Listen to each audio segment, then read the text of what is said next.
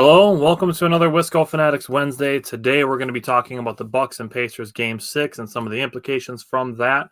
And then the Brewers, their 6-game road trip, which ended today. Their 3 games against the Cubs and their 3 games against the Royals. Let's get into it.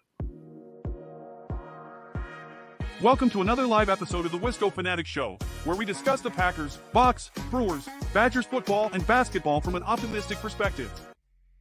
Wisco Fanatics is brought to you by Cardboard Legacy, Wisconsin's most complete sports card shop. Buy, sell, grade, and consign all at their location in Oshkosh. All right, so we are back on another Wisco Fanatics Wednesday. If you are subscribed to us on Patreon, you would have gotten to see us last night also, which we did a watch party for the Brewers against the Royals yesterday, which included a super long pregame show. I shouldn't say super long. I should say super informative. That sounds better. Super long makes it sound boring. I don't think it was. Yeah, it was jam-packed, dude. A lot of information in those pregame shows. I'll have some clips coming out in the next few days here, but not only that, we got to see Willie Adames hit a go-ahead 3-run home run, so got to see that live. If you were tuned in for that, I know Michael was. And other than that, I mean, that was a fun game last night to do the Patreon show for. The next one is going to be on May 28th. That's going to be a Brewers Cubs game. That's for sure going to be a fun one for us to dive into. So if you want to have your input for what games we cover in June and then watch that watch party on May 28th, the Brewers versus the Cubs, sign up for us on Patreon over there. It's $5 a month. You get 2 watch parties that we're doing the exclusive pregame and postgame, and we're live during the entire games. And you get to see graphics before anybody else does. Before they go out onto social medias, they go onto there first. And obviously we're going to do our best to, we're going to thank every person that subscribes on our next watch party. So everybody that subscribes the next watch party, we're going to give you a shout out and a thank you for subscribing to us over there. So, well, and we like you a little bit more than everybody else. So, yeah, that might just be kind of a given. But no, I remind them. I have a clip from last night's show actually that I'm going to share at some point today or tomorrow about Jake just talking about what it means for us, that if we're able to really build some momentum with the Patreon side of it and we're able to monetize ourselves a little bit and continue to do so and have that at a greater volume, that's really where Jake and I are going to be able to build momentum and possibly get to a place where we can make the show our full-time jobs. That is absolutely our goal. As far as personally goes, our goal for the show is obviously to talk about sports, Wisconsin sports specifically, from a more positive and optimistic perspective. But we would love to be able to do that every day. And if we get to a point where the Patreon grows to a large enough size that we are able to do that every day, it just means we're going to be able to do more of those types of things. I'm just going to tell you guys, I mean, if it gets big enough where, Tyler's first, man, because he puts a lot of work in. If Tyler by himself gets to do this as a full-time thing, you guys are going to get a lot more just from that, just from 50% of us having off. So, Tyler first, and then I'll follow suit, and then it'll just be like a right, and then a left, and we'll knock you guys out with all this information and positivity, and it's just going to be a world that you guys are going to want to live in. So that's all I got with that. That's my 2 And cents. it's all for Wisconsin sports. So, and we'll be here every Wednesday. That part of it is not changing. No. The Wednesday shows, they're not going anywhere. They're not going away. That's not changing. The only thing we're doing is we're doing extra. So it's going to be just extra until we get to a point where, like I said, that we can do this full time. Yes, sir. So that said, we are going to start with the Bucks, and we do have to talk about the Bucks being eliminated from the playoffs. But here's the thing. You're not going to catch Jake and I crying real man tears, telling everybody we need to tear it down and we need to trade everybody. The fact that I had to see several people being like, should the Bucks consider trading Giannis? The Bucks should trade Damian Lillard. The fact that these are conversations that people are actually having on social media is insane. And I know Jake's going to have another conversation to bring up after we talk about this game, but let's talk about the game first, and then let's talk about some of the implications. So just the game specifically, what stood out to you? Well, it was very apparent early that the Pacers were coming out and they were throwing punches, not literally, but figuratively.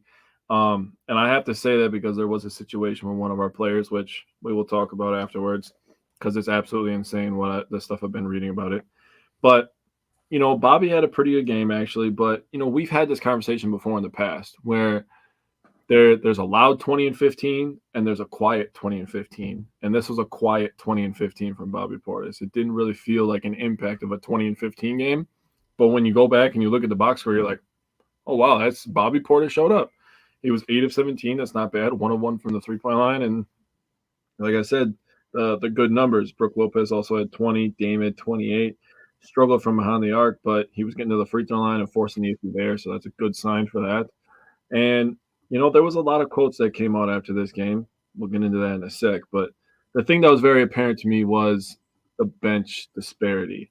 And I don't think it's for lack of talent, which everybody is pointing to. I don't think the Bucks lack talent. The Bucks have a lot of talented players.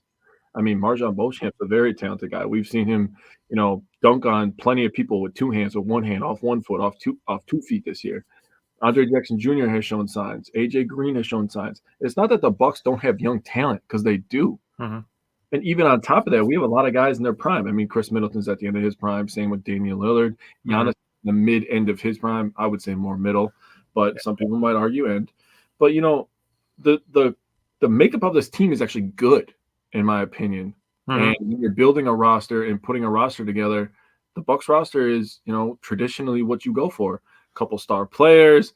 This guy's a good role player. This guy's a good role player. This guy does his job. Brook Lopez, does his job. And then blah, blah, blah. We have a couple young guys that could do their job, right? Mm-hmm. So the makeup of this roster is good, but you could tell that the Pacers being at home was really the big difference.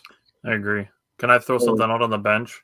Looking at it, and I had this written in my notes too, that the bench thing, looking at it,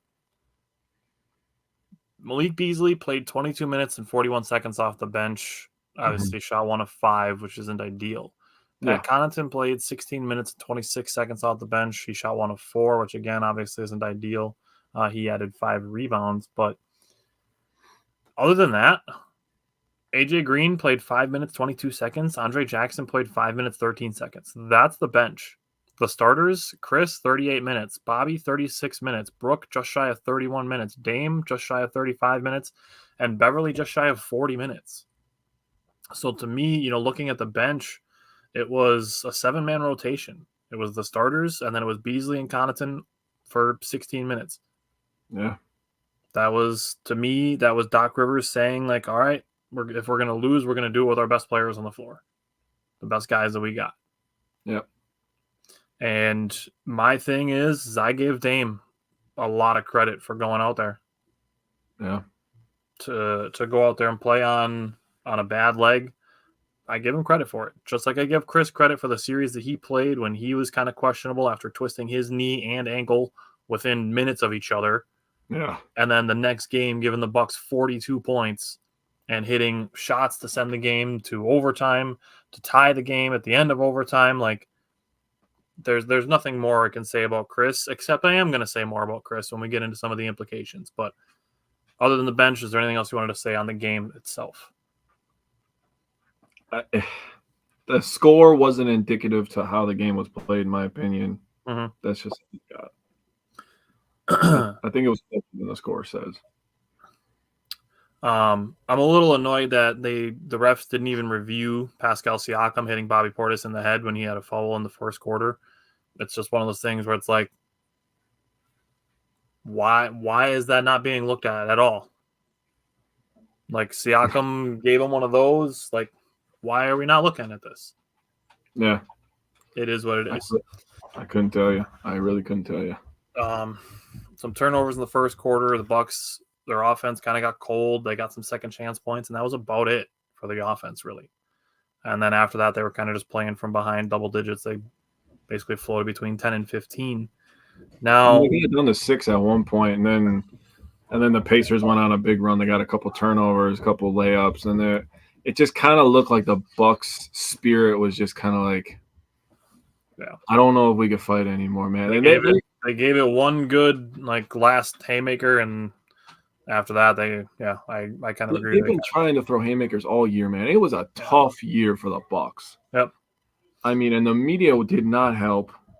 Getting Dame, and then getting Dame put a lot of pressure on them in the first place, right? Mm-hmm. And then and then all the coaching stuff, and you were there. We talked about it, all the nuanced stuff that happened, and it's just like it was just a lot to deal with, man. That's the perfect way to just tie this in.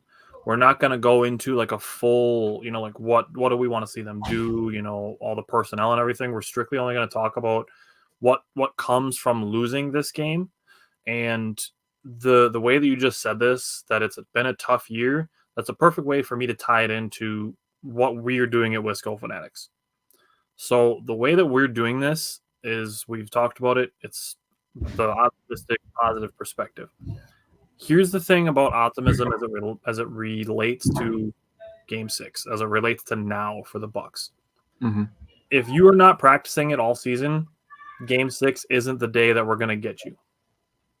We're not going to get you on a season elimination game where the Bucks lose and their season's over. That's not the day that Wisco Fanatics is going to swoop in and be like, "Hey, be positive." Like, it's not going to be what flips the switch. Yeah. And I'm going to make this promise.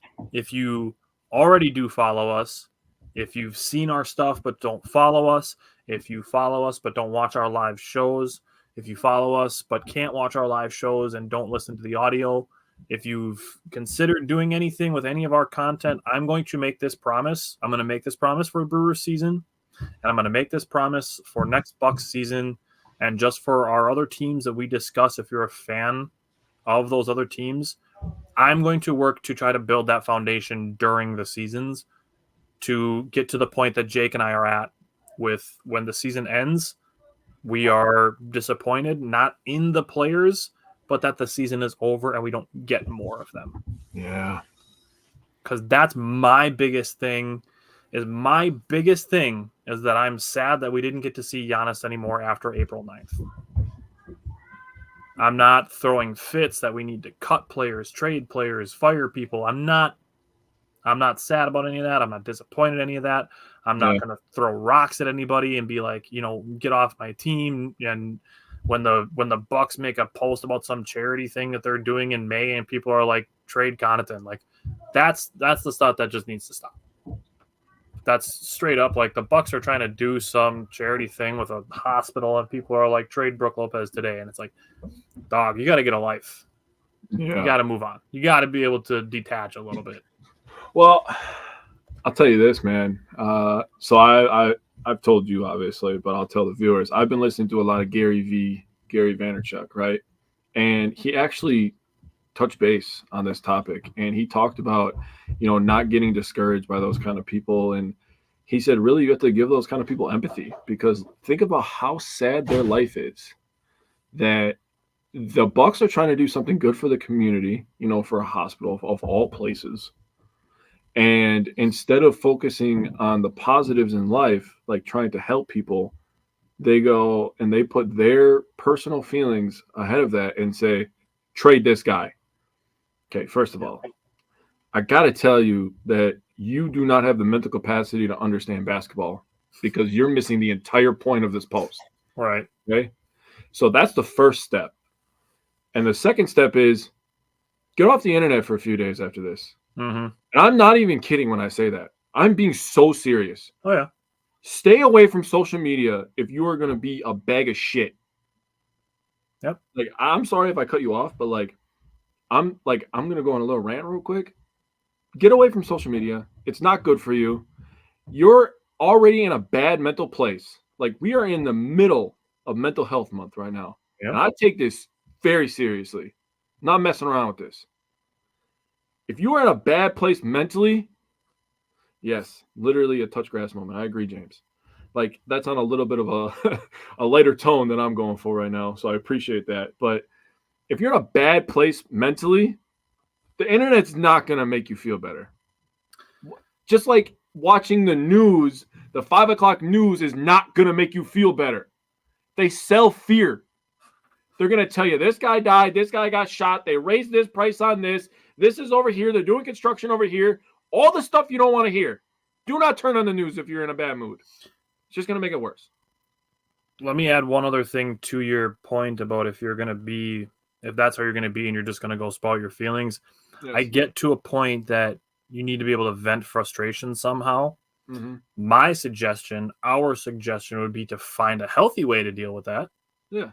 Just throw that out there. Yeah. And like I said, I'm promised that I'm going to work on trying to help people adapt to a more optimistic mindset throughout the season, to get to a point where you can still have, a level-headed mindset when the season ends.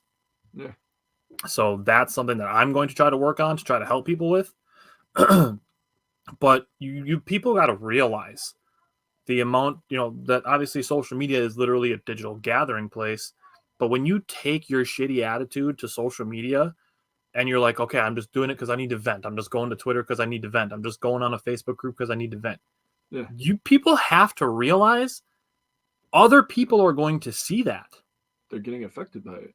Directly. That's exactly where I'm going with that, is you are going to possibly affect other people. Mm-hmm.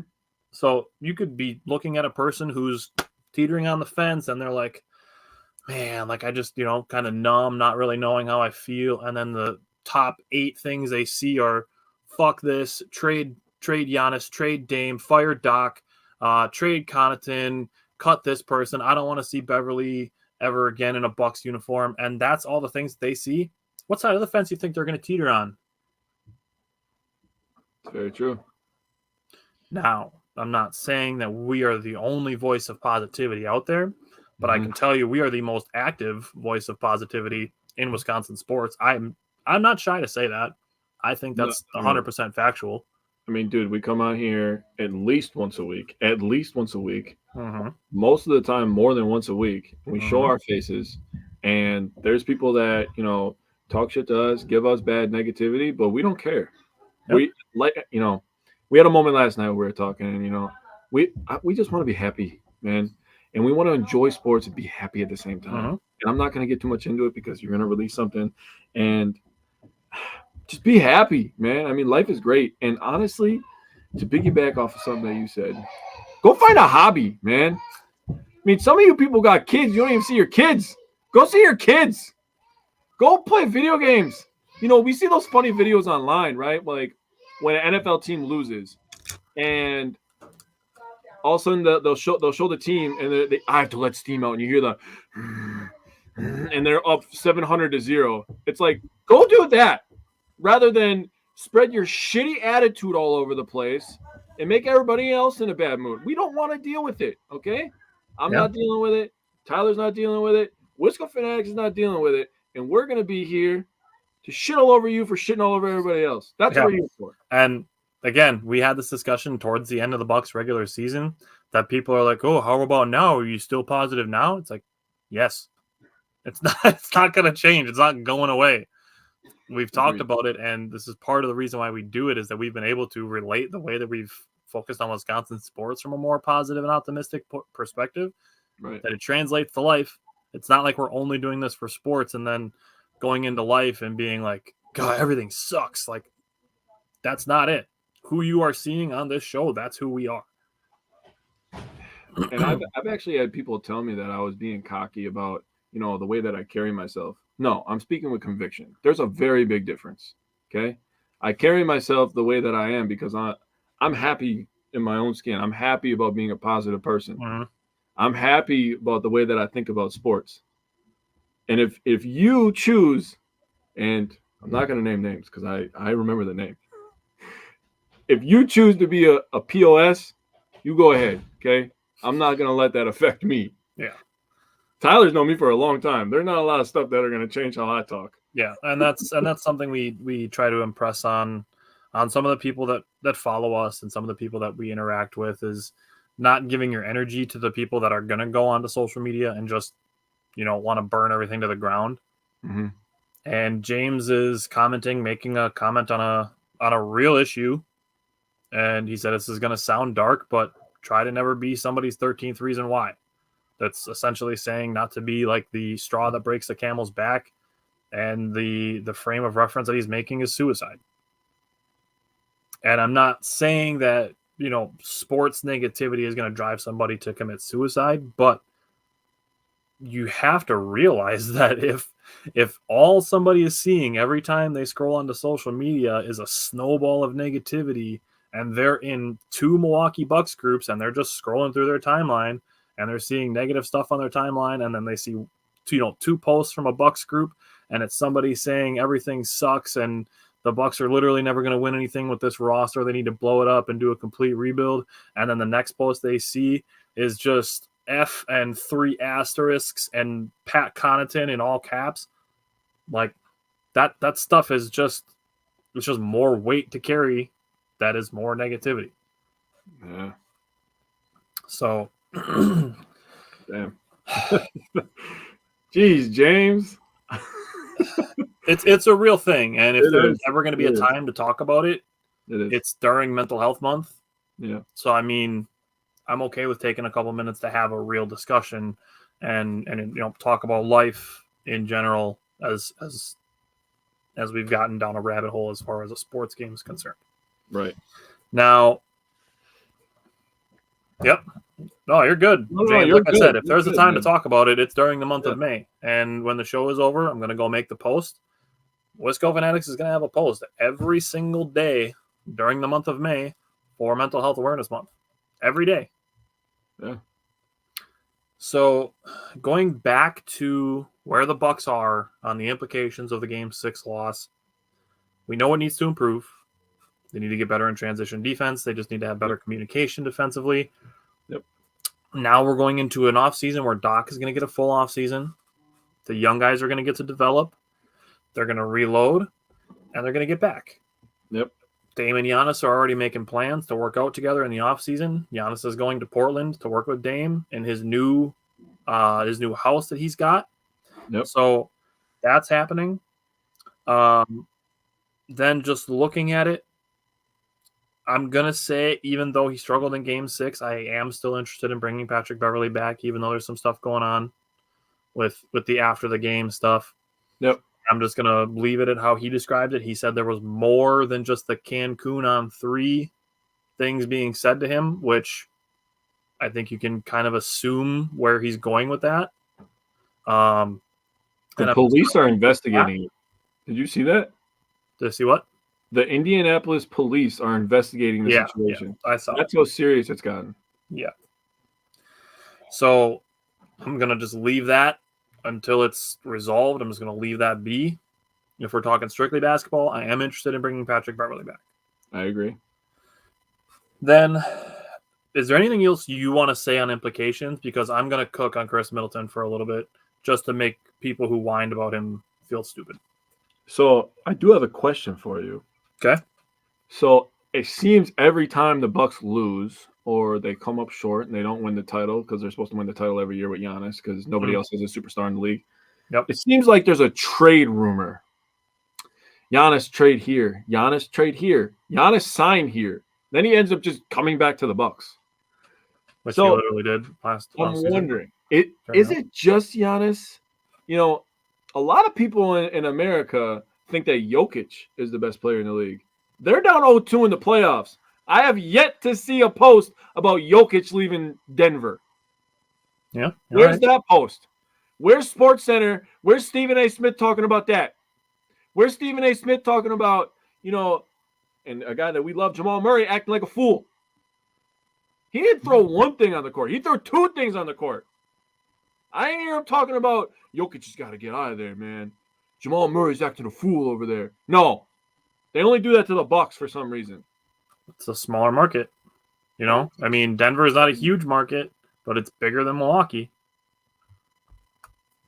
Yeah, I really don't care about that, honestly. I just think that it's laughable at this point. It is.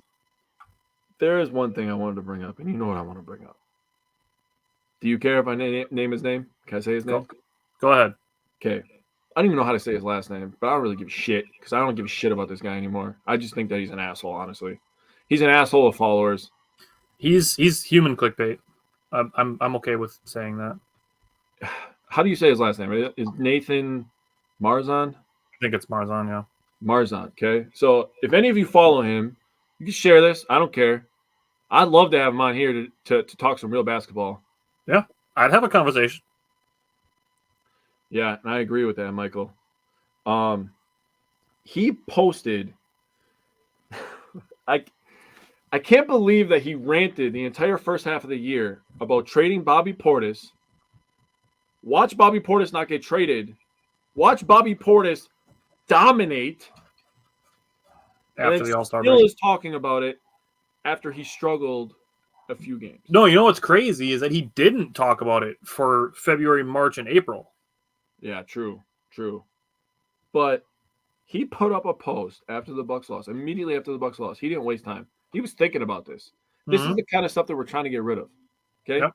I don't want you to be thinking about this during the game.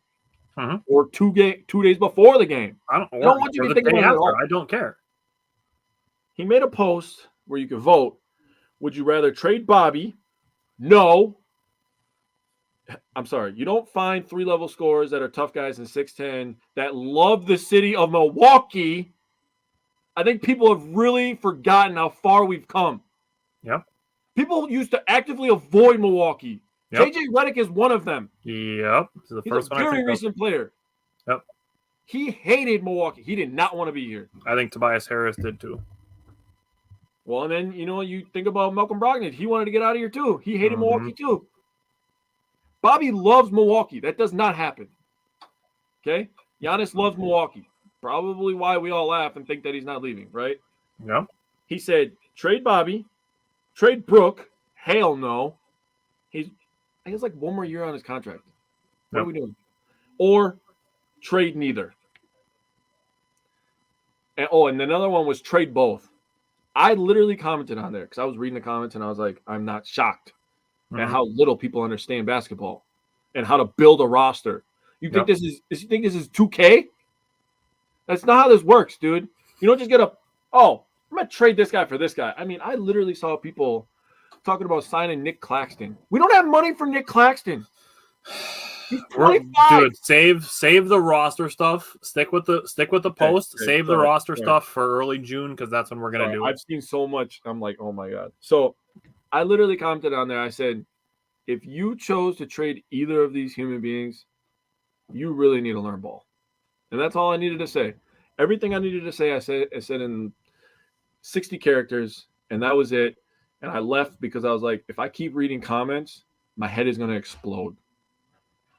And I just couldn't believe that a guy who's a Bucks fan, real Bucks fans, I'm so happy. This is just a little side tangent that I put on here to remind me.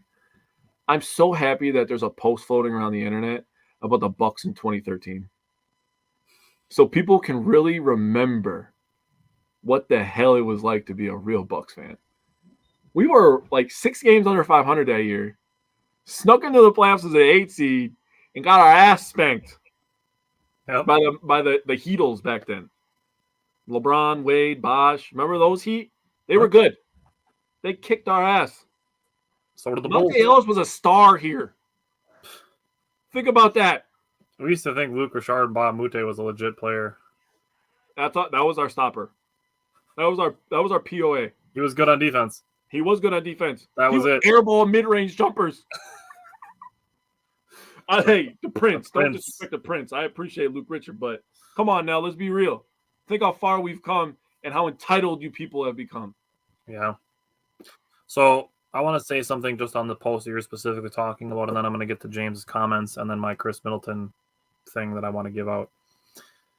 Is that type of post, and this is where I would come out with the human clickbait thing. And like I said, if this person would come onto our show, I would have a face-to-face as face-to-face as we can get conversation that this post isn't as much about what you think the Bucks should be doing as it is about, 1, getting engagement, and 2, just going to stir the pot. Mm-hmm. That's what it was to me. Yeah. That it was this person who has a large following because this person's also on the radio and they do other things as far as sports are concerned, just going onto Twitter and just being like, how can I stir the pot that's going to get the most engagement? That is the type of clickbait that Jake and I do not put out. We just don't. The NFL draft is a good example. After the Packers picked Jordan Morgan in the first round, you're not going to see us going on Facebook and posting, how could they do this? How could they pass up Cooper DeJean? How could they come be angry with us because it's going to get us clicks? We are not going to do that. And unfortunately, because of the way the world works, it's going to make us grow a little slower. We understand that, though. And here's the thing is that we've talked about this a lot. It shows up in the engagement that we have on our posts is that our followers, they are appreciative of what we are doing, and we appreciate that they appreciate what we are doing. Yeah. That makes me proud to be on this show, to have this logo that's got the 4 mics on it for the Wisconsin sports teams with the outline of Wisconsin. It makes me proud to wear that logo. And I am Wisco Fanatics. You know, my best friend and I host a podcast that's about Wisconsin sports from an optimistic and positive perspective. Bro, I gotta get this shit tatted, man. James is a Celtics, Red Sox, Saints fan. James watches our show all the time. I shouldn't say all the time. Being a good person. He watches it once in a while, at least, because he comments when he does. He's been here for like a month straight, at least. So James on Jake's comments about Giannis and Jokic, he said, you know what's funny is Jokic is what wrestling fans would consider a baby face. It's hard for people to hate him because he's loved by the NBA community, so nobody really trashes him. Yeah. And I'll say his championship is fresher than the Bucks. So now that the Bucks, you know, have this other superstar and they're like, oh, why haven't the Bucks gotten back? It's like, okay, you know, here we are. We're back to, we need to get Giannis out of Milwaukee so that he can be a superstar in a big market. And, you know, I'm not trying to trash on Jokic either. I'm really trying to trash the media. It's the media. It's absolutely the media. I'm just so sick and tired of that bullshit. And you can probably make a poll of Bucks fans, and you would accurately get who the two biggest problems and probably the 3 biggest problems are. I guarantee you, if I gave you 3 guesses, you could name all 3 without getting a single strike. Do you want me to name them from like actual biggest problem or from their actual size? You mean like the physical size? Yeah. They're all 3 of them are problems. 2 of them are larger, literally and figuratively problems than the other one. But yes, I'm confident you could name all 3 in any order you wanted to. I could. I mean, we don't need to do that. Do you want me to do that? If you want to. I mean, Windhorse, idiot. Yep. Guy literally has no neck. I don't know. He literally is here to beat the drum for New York and LA. Yeah, like we speak positivity, but like when you talk the way that you talk all the time, like you kind of deserve a little shit talk. When you're constantly wrong too. Yeah. Perkins. I mean, I couldn't even tell you one reason why that guy's on TV. I just don't know. God, there's such a list. And obviously Stephen A. Smith is the 3.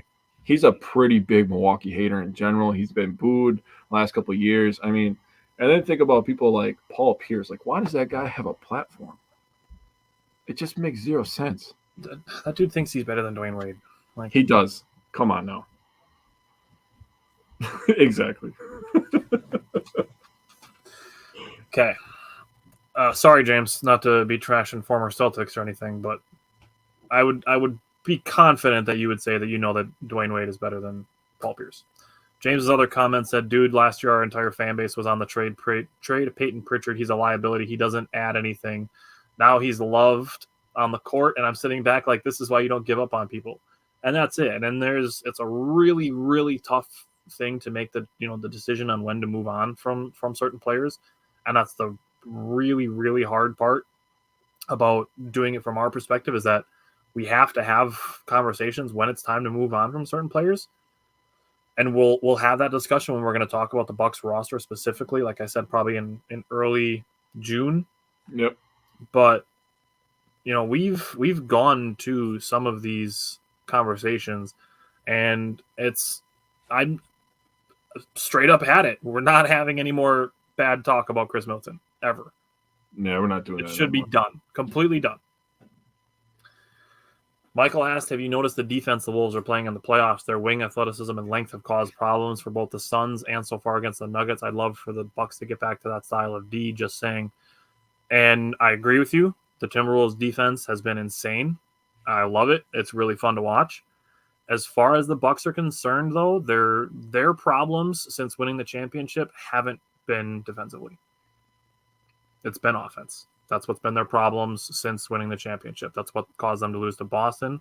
That's what caused them to lose to Miami, and it's what caused them to lose to Indiana. It's just not enough offense.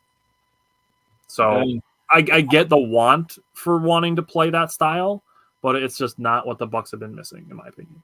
I will say, though, Michael, that's what makes a guy like Cam Reddish very attractive to the Bucks. He would fit right in on the roster. Put him on the wing. He's a long guy that can jump to passing lanes, and he can run on the break. We need to add one or two guys. We're going to get into that later in June. We need to add some people to run on the break with Giannis and Dame. Let me throw Royce O'Neal out there. It's just another name that could be. I like Royce O'Neal. His game is comparable to what we need too. A 3-and-D guy that can run. Absolutely.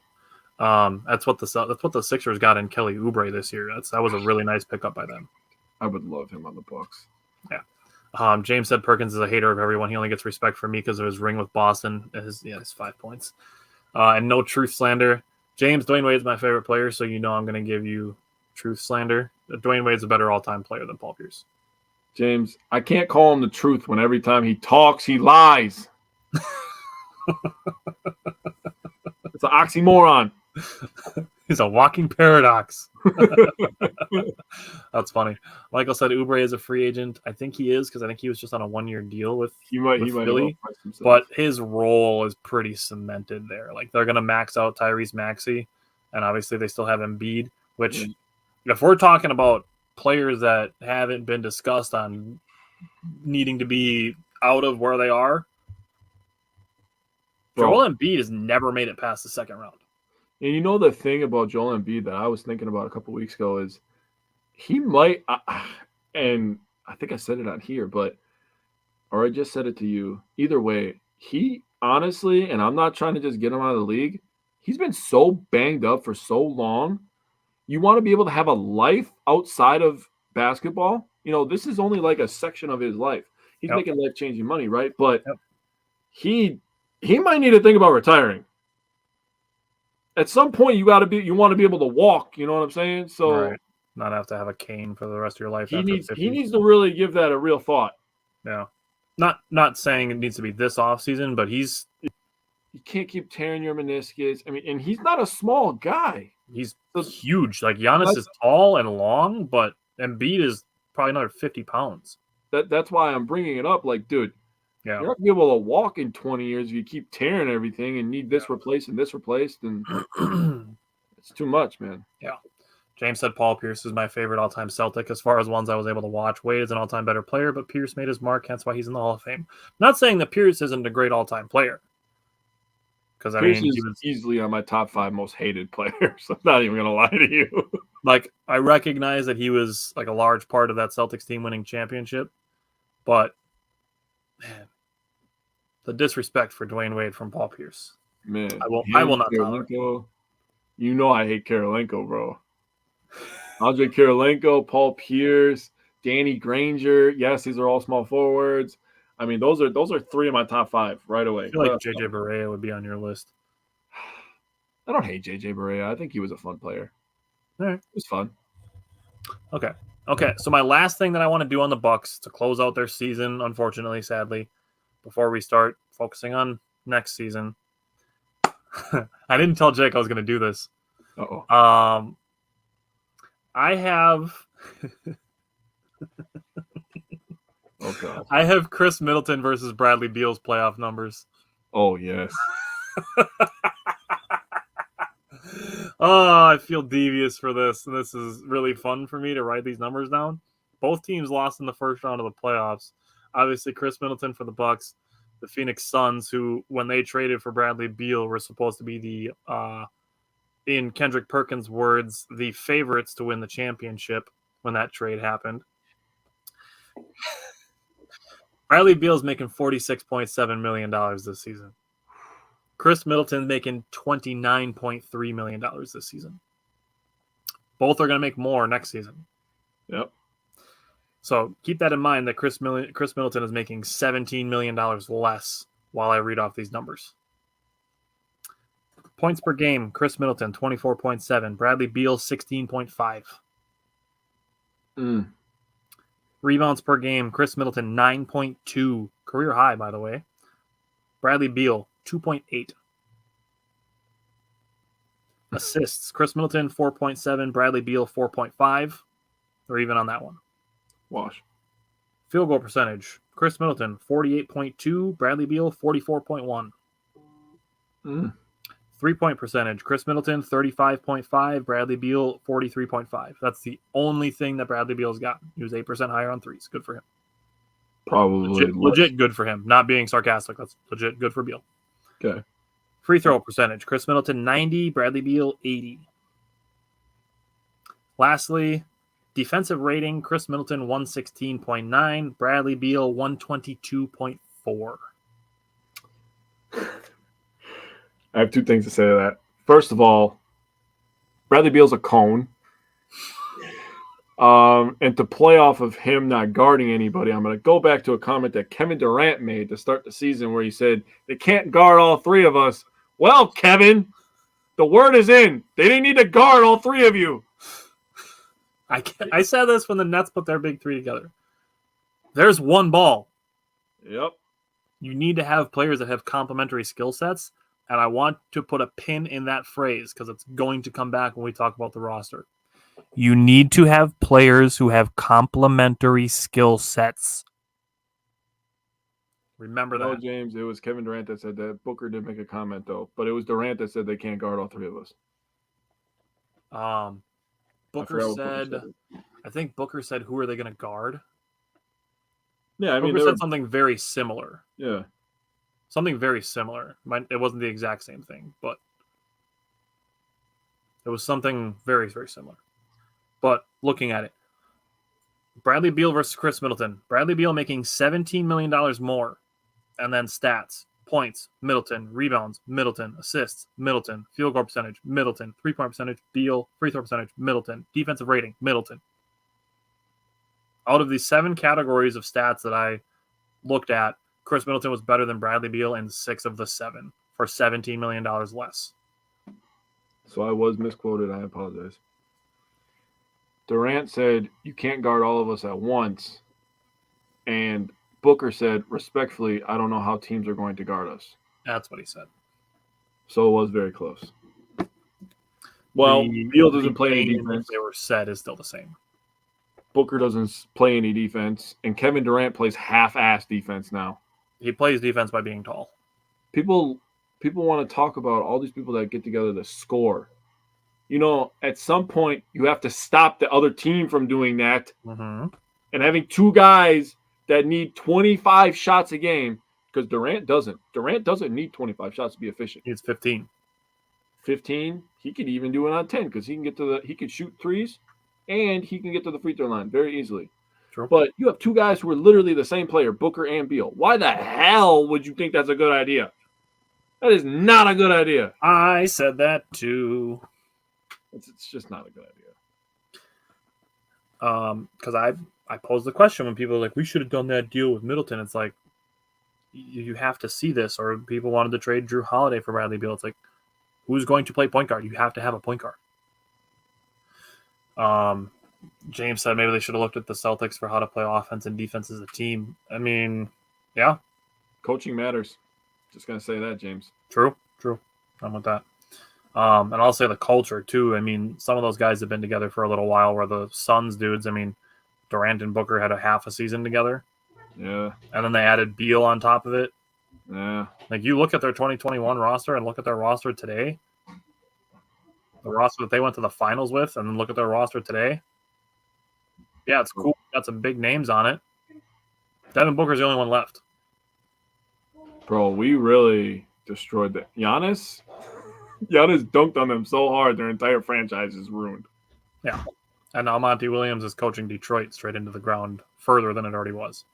Yeah. I mean, they're about to get our GM, I think, but that's a conversation for another day. Yeah, we'll get to that. Like I said, probably in early June. That's when we'll start focusing on the 2024-2025 Bucks season. Mm-hmm. But other than that, you ready to move on to some baseball? Yes, sir. All right. moving on to baseball, the Milwaukee Brewers, who are now going to be the focal point of our Wednesday shows and our Patreon watch parties, because that's what's probably going to be the big thing during the summertime, unless people get nuts and they decide they want to watch some preseason with us, which I wouldn't say no to, but I'd be a little bit like, okay. Are you a psychopath? I might be, but I mean, that's neither here nor there. So we're going to get into our power pairs and underrated performers. So Jake, hit me with your Brewers power pair from the Royals and Cubs series. All right. So my power pair position player, that is a mouthful to say every week, is Oliver Dunn. I don't have his stats added in for today, but coming into today, played 6 games, 15 at-bats, 5 hits, 3 runs, a triple, an RBI, a walk, and 5 strikeouts. He's slashing .333 on the average, .375 on the on-base percentage, a .467 on the slug, and an .842 on the OPS. So very good week for him. He continues to play good enough to elite defense at times. He has good reaction time, in my opinion, but he's been a pretty good player for us. And, you know, I wanted to pick him because he's a hot topic because of, you know, a player that was sent down to AAA. And I don't think you could have been wrong by sending either one, but I understand the reasoning for keeping Dunn. Once Yelly is able to play a little bit more left field, because he's going to be DHing for a while now, for a little bit, I think, till the back is better. Once he's able to play some left field, you know, in the dog days of summer, as I love to say every single season, I think we could see Tyler Black up and Oliver Dunn sent back down if Dunn goes into a slump. Or I think when, you know, well, another 2 or 3 weeks from now when Garrett Mitchell is healthy, I think that's when people who are still complaining about Jake Bauers, I think that's when, if he's not performing to the level that the Brewers want, that Jake Bauers could be let go. Yep, I agree. But it's gonna need one more outfielder before we're sending utility guys down instead of guys who specialize in one position. So as much as I love Tyler Black and was conflicted about Yelich being back, I understand it. Yeah, Tyler Black's gonna be back. He will. He's not staying down to AAA. But it'll be good for him to get back into the thick of things. Consistency. And, get back to swinging a hot bat. But my pitcher that I chose, my power position pitcher this week, is Trevor McGill. 2 games, 2 saves, 2 innings pitched, and 2 Ks. So I like all those 2s. Nice. And then I like all these zeros. A 0 whip, 0 walks, 0 hits. That's what whip means. And 0 earned runs. Good stuff. Trevor McGill is a good pick. He's been pretty good. He's been pretty good this year. He's been pretty good just in general. Yeah, he's mixing in a curveball. So, I mean, that's good for him. His curveball is nasty. If he's throwing that thing for strikes. I was almost going to get into stuff that we talked about last night, but I'm trying not to let too much go from the Patreon because I want people to come check us out, man. Seriously, it's a good time. We have fun, and we flex the knowledge. Bryce Wilson was my underrated performer this week. He had a start, and he went 6 innings, 1 hit, 0 earned runs, 3 walks, and 6 Ks. So that's a quality start if you didn't know. He had a 0.67 whip and a 0 ERA. Now, I want to dive deep real quick. The thing that I loved about his start, and we could talk more about this when we get to the game, I thought his curveball was tremendous. His curveball was tremendous. He backdoored 4 or 5 of them, to lefties, and it was just like, yeah, he's cooking right now. That's his 3rd most used pitch. He has a 15.1-inch break on that curveball at 81 miles per hour.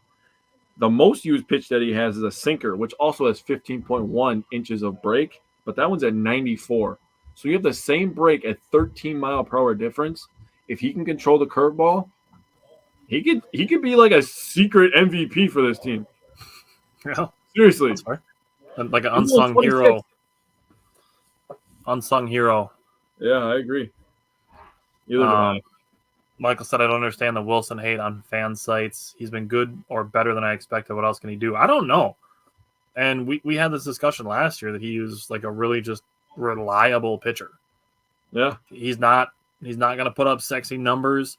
He's not going to be on Pitching Ninja every other appearance.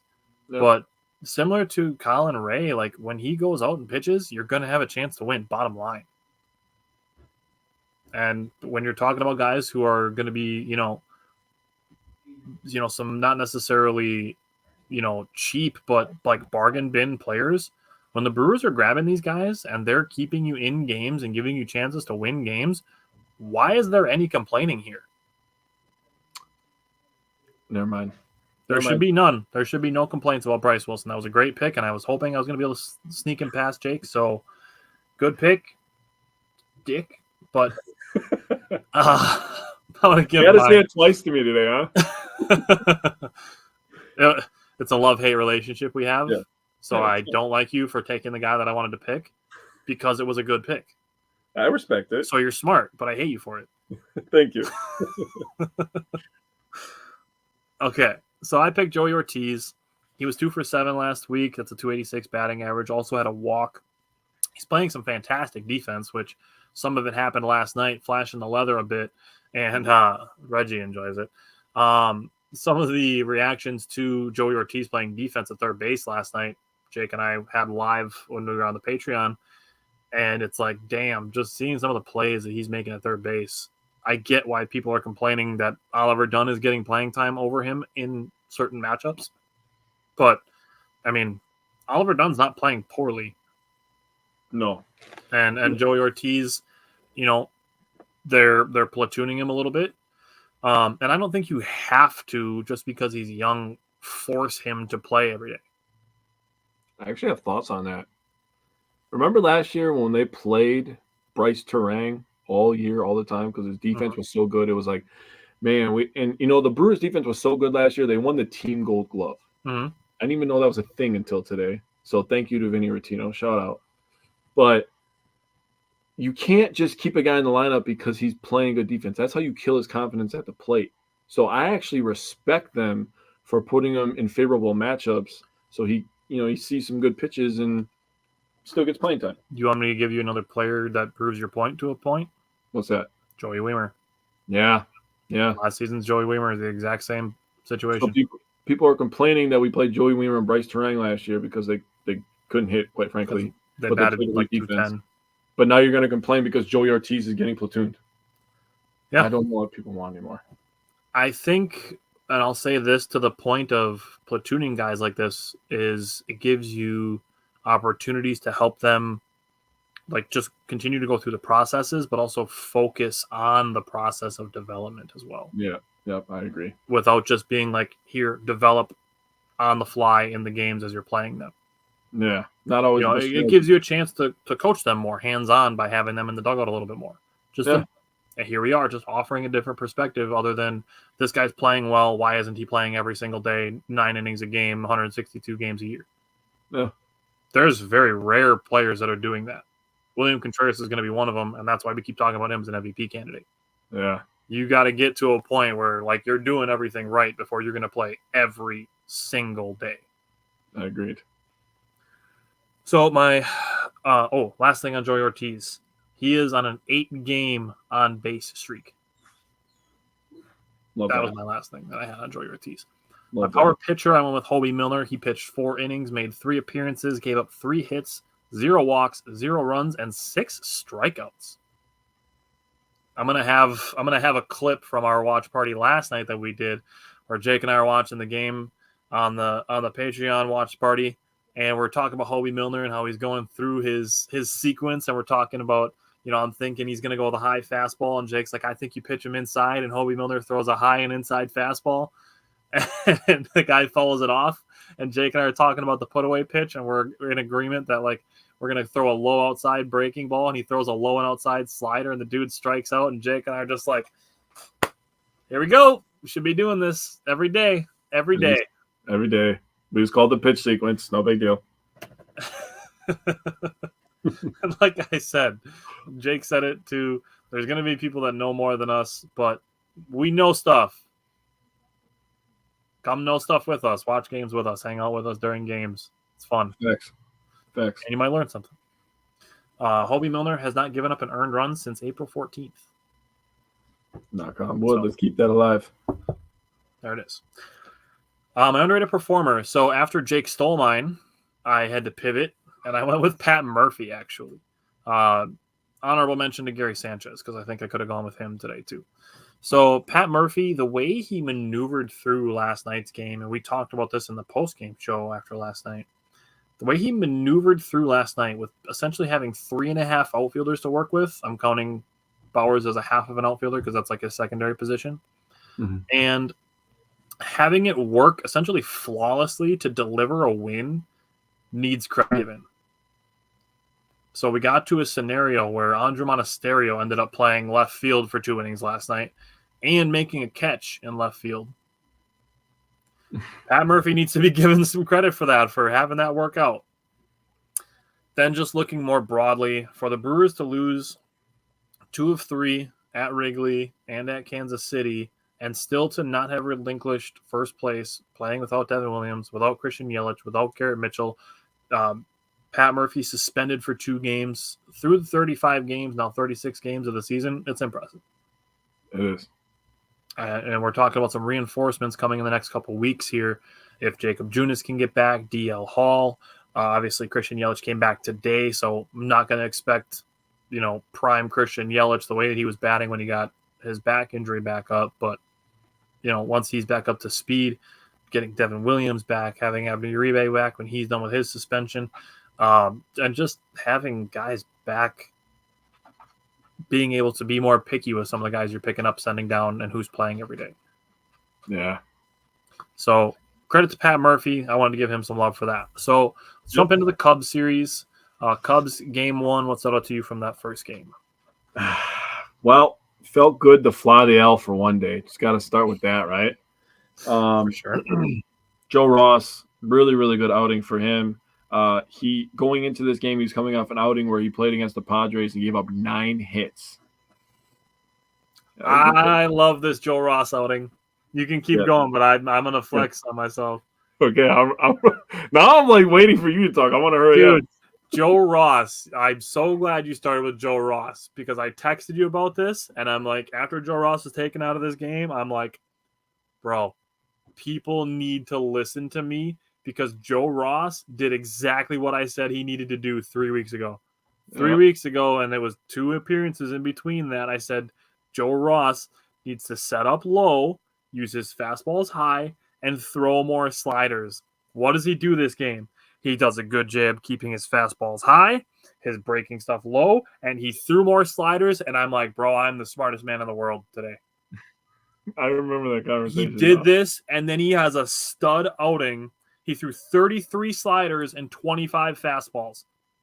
He threw more sliders and fastballs, and I'm like, that's what I said he needs to do. He needs to throw more sliders. He threw more sliders. He pitched 6 innings, gave up 6 hits, had 1 earned run, and 4 strikeouts. Yeah. He was fantastic in my opinion. And to the level that I expect him to be at, that's what he was. He was a good pitcher. Got us through 6 innings. Every single time he pitches. Yeah, agreed. I'd take that from any pitcher, to be honest with you. Yeah. Peguero, the 1 earned run in 6 innings, hell yeah. Peguero, 1 inning pitch, 1 hit for him, no earned runs, no walks, no Ks. Payamps, the same thing. 1 inning, 1 hit, 0 walks, 0 earned runs, 0 Ks. And McGill comes in, gets the save, 1 inning, 0 hits, 0 earned runs, 0 walks. Obviously, I told you he didn't have any walks or earned runs or hits. He gave a couple of hits, but and 1 K, so he was tremendous.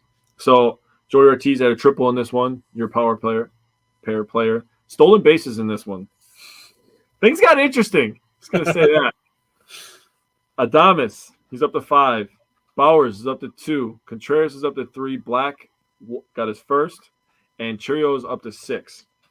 RBIs in this one were Contreras, Adames, and Bowers with 2 outs. Churio stole the base after he got a hit, scored off a Contreras single to left field. He was, and this is the thing that I texted you. The reason why I think that he belongs in the MVP discussion is because it doesn't matter what he did during that day. When he had to perform, he performed. He was 0 for 3 going into this at bat.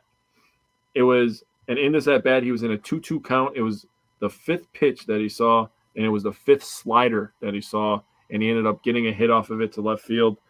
This is in the top of the 8th. So Contreras ties the game for the Brewers. They were down 1-0 at this point. Contreras then steals a base. Now, If you're paying attention, this is going to become a trend. Mm-hmm. Adames singled to center. That was a sinker, the 7th pitch of his at-bat. They were working the counts. It was also a 2-2 count. Adames single, takes the lead for the Brewers. Adames then steals second base. Again, trends are coming. And the trend you're going to see here is Bauers hits a single to center on a 2-2 count and the 5th pitch that he saw on the at-bat. Then what? The Brewers are now up 3-1 at this point. I'm uncontrollably laughing. I don't know what's happening anymore. I know Chicago is mad. This is the day that Chicago, at a baseball game, I mind you, a baseball game, we're chanting the Packers suck. And these people have the goddamn audacity to go on Twitter, Facebook, Instagram, doesn't matter, and be like, rent-free.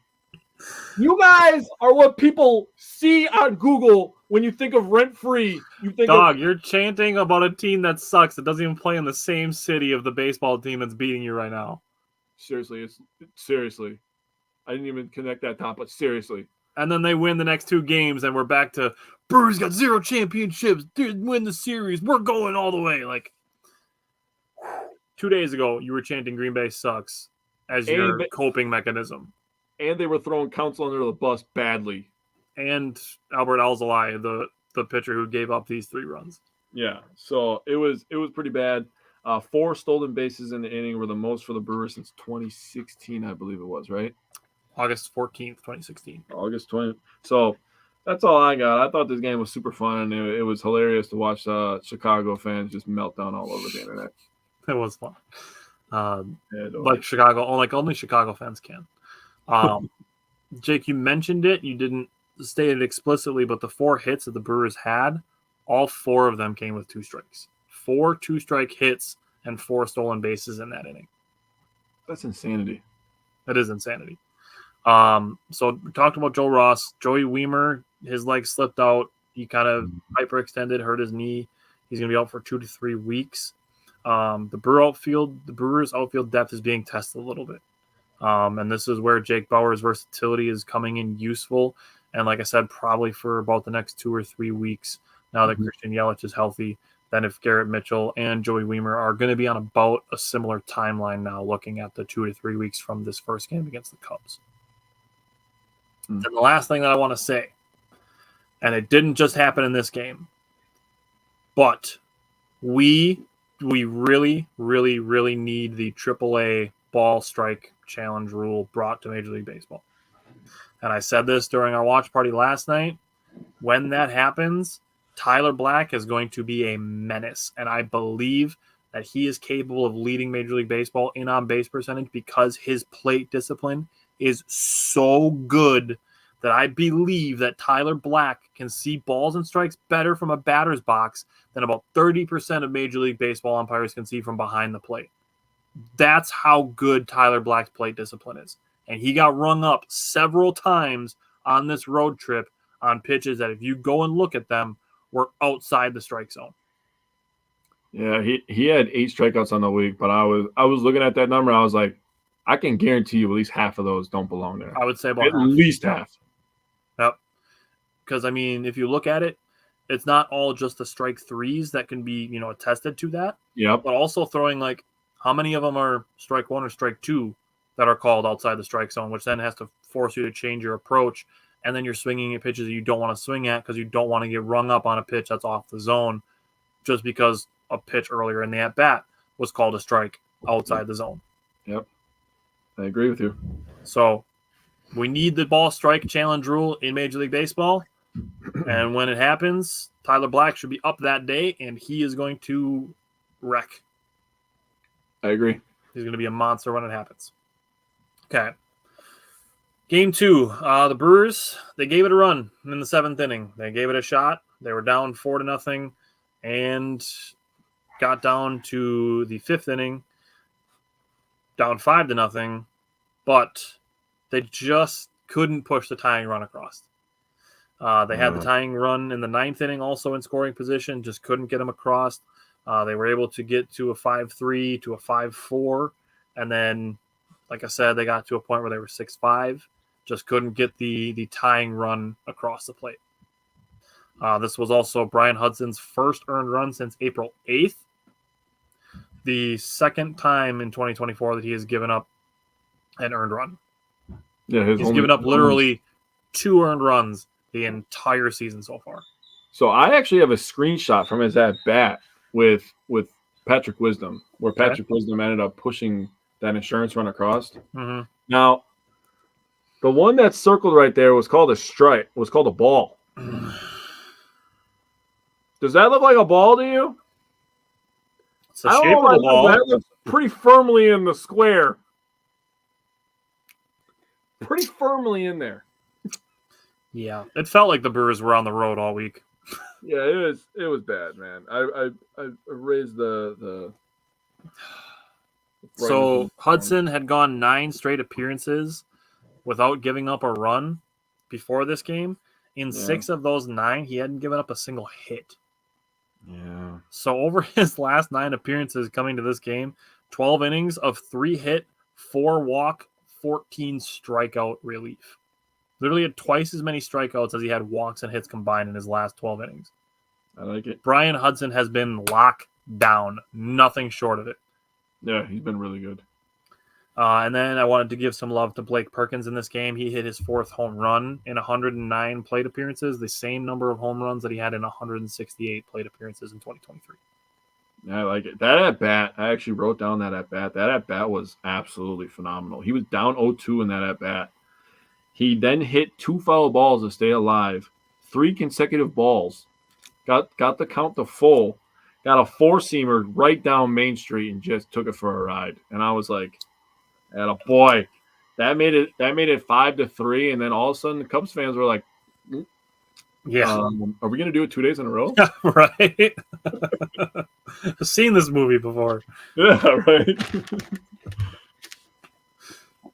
All right, what stood out to you from Game 2? Game 2, okay, yeah, okay. So for me, what stood out to me was, first of all, the fans being unfairly criticizing Myers, in my opinion. I mean, the guy's not a major league pitcher. He's not there yet. Right. Does he have some good stuff? Yeah. Does he need more seasoning? 100% he does. Yeah, he's been thrown into the fire. Yeah, talk about a guy being thrown into the fire, right? He's not ready for that. I think that he definitely has a chance. Getting this experience is absolutely invaluable. You can't replace live game experience. We've talked about that plenty of times with every sport. Let me just throw this out there. Freddie Peralta, Corbin Burns, we've seen it with other pitchers where they have these kind of back and forth years. Mm-hmm. Next year they come in and then they're part of the rotation and then they just get better and better and better. So there's precedent here for Tobias Myers to maybe struggle through a year and just get the experience. And then, maybe we're talking in 2025 that he's, a back of the rotation guy, and then he's just going to continue to get better. So there's precedent with guys like Corbin Burns and Freddie Peralta. I agree with that. Koenig pitched good in this one. Milner was fantastic. Vieira and Hudson, we already touched base on that. He got screwed. Let's just call it what it is, right? Dunn was good in this one. He got the Brewers on the board with a triple to center. First pitch swinging. So we talked last night about a lot of stuff.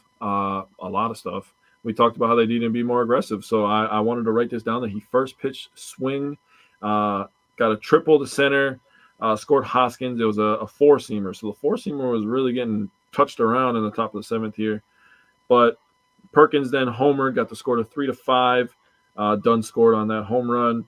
After that, Frelick doubled to right. Churiel scored on a throwing error. And I was like, okay. 4-5 now. I mean, things are getting serious now. Frelick saw 2 cutters. First one he let go by, and the next one he just absolutely ripped. Then you get to the top of the 9th after the Brewers got absolutely screwed on a call, in my opinion. Contreras singled to center, and Perkins ended up scoring that run as well. So, yeah, big shout-out for Blake Perkins. 2 RBIs, 2 runs scored in this one. He was very good in this game. Touche. All right, what about Game 3? So going into this game, the Brewers were 6-0 in games that Freddie Peralta started. Mm-hmm. So they never lost. I love saying that, by the way. But this was the first one, and there's always going to be a first one, and it sucks, and hopefully this is the last one. But Freddie Peralta was really struggling with the command, in my opinion, in this game. He was kind of erratic all over the place, and it wasn't really just one pitch. His curveball, he was throwing a little bit high, and I was like, buddy, you can't throw that and leak it over the plate. That's going bye-bye. Right. Let me throw this out there because we had this conversation at times last year. Mhm. Freddie Peralta is throwing more changeups. It is not his strongest pitch. Yeah. His changeup is still very much a work in progress. And that is so scary for how dominant this guy can be, right? But yeah, he can be dominant just with a four-seamer slider curveball. Yeah, that's ridiculous. But 5 innings pitched, 3 hits, 3 earned runs, 6 walks. That's a really big gaudy number for him. But the 5 Ks, I mean, I thought he battled, to be completely honest with you, with not having a great command, being on the road against the offense that should be one of the tops in the league. They have a lot of good hitters over there in Chicago. I don't want to give them credit, but they do. I mean, Nico Horner's pretty good. I mean, Dansby's pretty good. They got some guys over there. But he battled, and I respect him for battling. And you know what? Only giving up 3 earned runs, he gave the Brewers a chance to win the game after 5 innings. The Brewers just never got anything going on offense, really. Mm-hmm. No RBIs, 0 for 7 runners in scoring position, left 8 people on base. Contreras and Frelick had doubles. But really, other than that, it was a very quiet day offensively for the Brewers. So I'm going to put this up because I wanted to talk about Freddie Peralta. So this is Freddie Peralta's pitch illustrator of his pitches in this game. Yeah. You see a lot of stuff outside the strike zone here. Yeah. And, this is what it is. Mm-hmm. But looking at Freddie Peralta, for him, not his best game. Mm-hmm. It was still decent, not great. Obviously, we expect more from Freddie Peralta than 5 innings pitched and 3 earned runs. But looking at the 6 walks that he allowed, it was over his last 3 starts, 2 of his last 3 starts with walks. The good thing is in this game that none of the walks scored, but what it did do is drive up his pitch count. Yeah. That's where I'm looking at the walks being, a problem or, an opportunity for him to be better, is to limit walks. Mm-hmm. Because then he can go deeper into games as long as umpires aren't throwing him out for hitting a batter without giving him a warning. Which that chicken's going to come home to roost. Mm.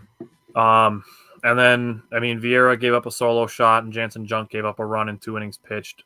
Yep. Looking at it, this series, the credit goes to the Cubs starters.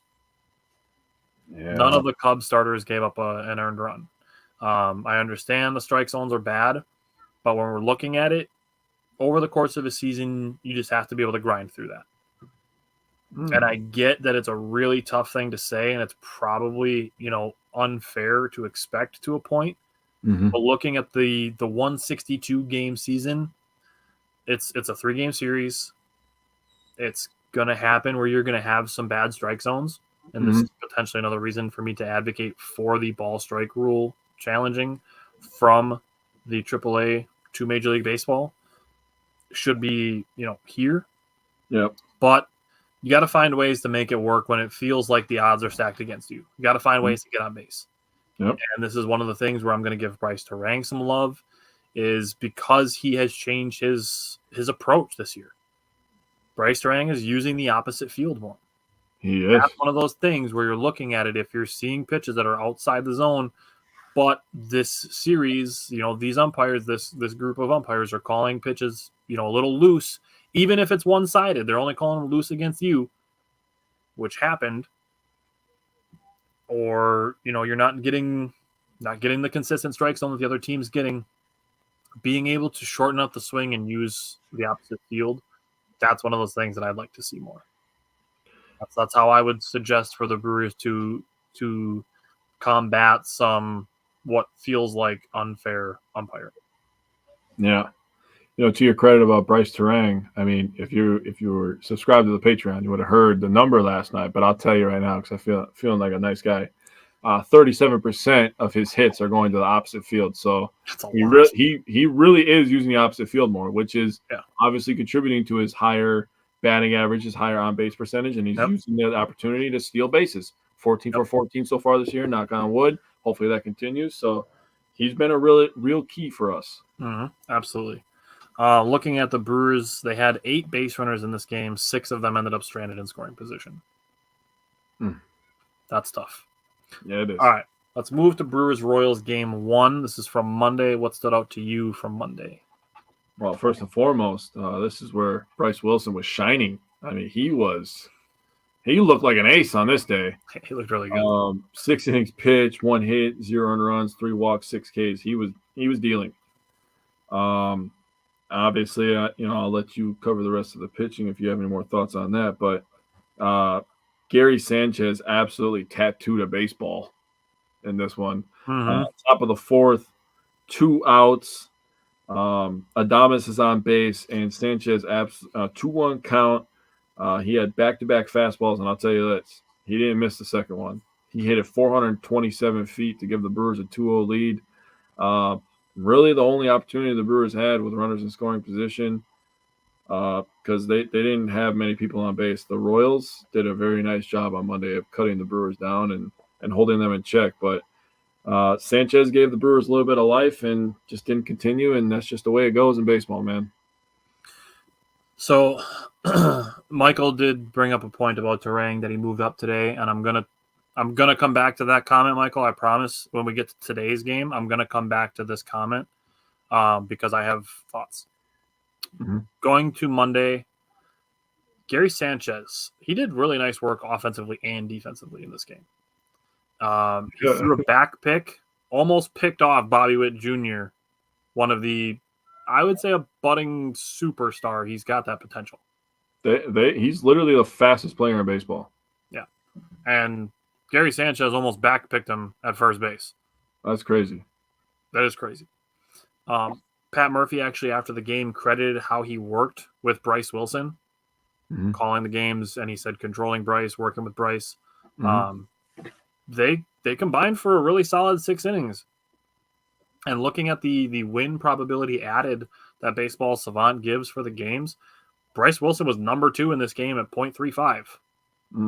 Maikel Garcia was number 1 at 0.38, and obviously the Royals ended up winning in large part to him. But the next highest player to add win probability of this game was Chris Stratton at 0.158.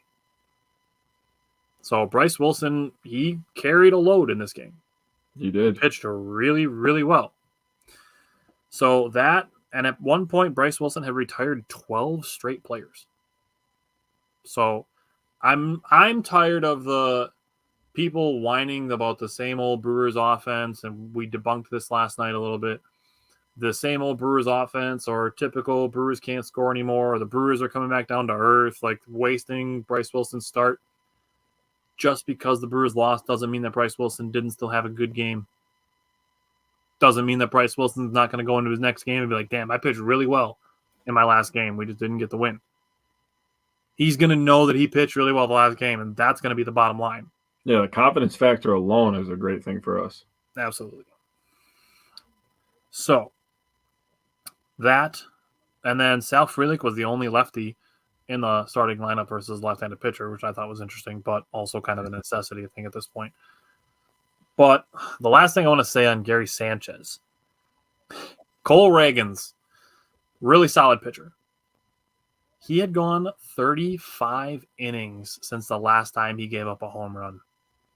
He had faced 170 batters since the last time he gave up a home run. Oh, wow. He had not given up a home run since opening day. Oh, damn.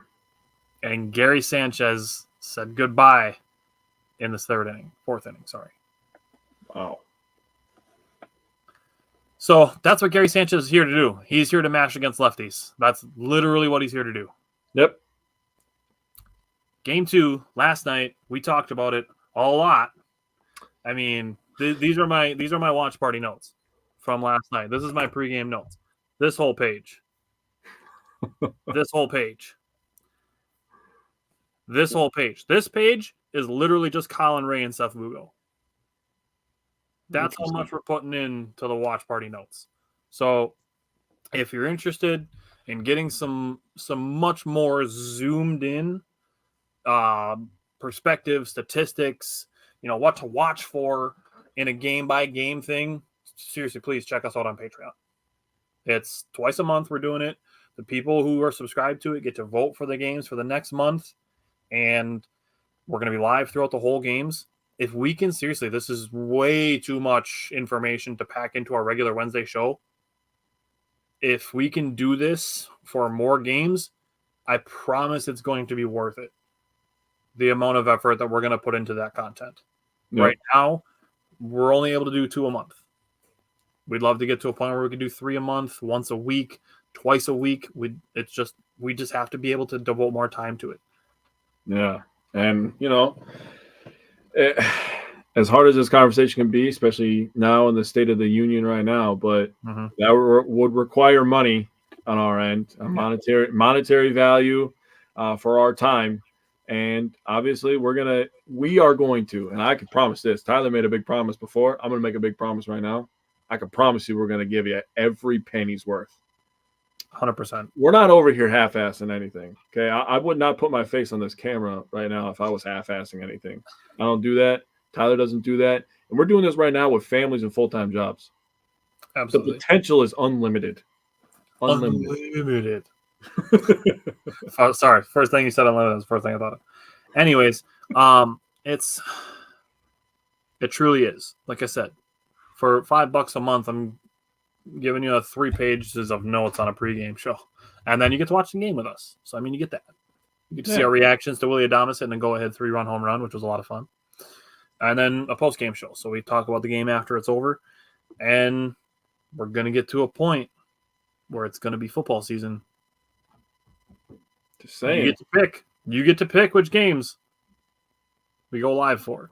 So Packer games are in play. We might have to limit it to 1 Packer game a month so that people aren't just picking all the Packer games and then we neglect the other ones. But, right.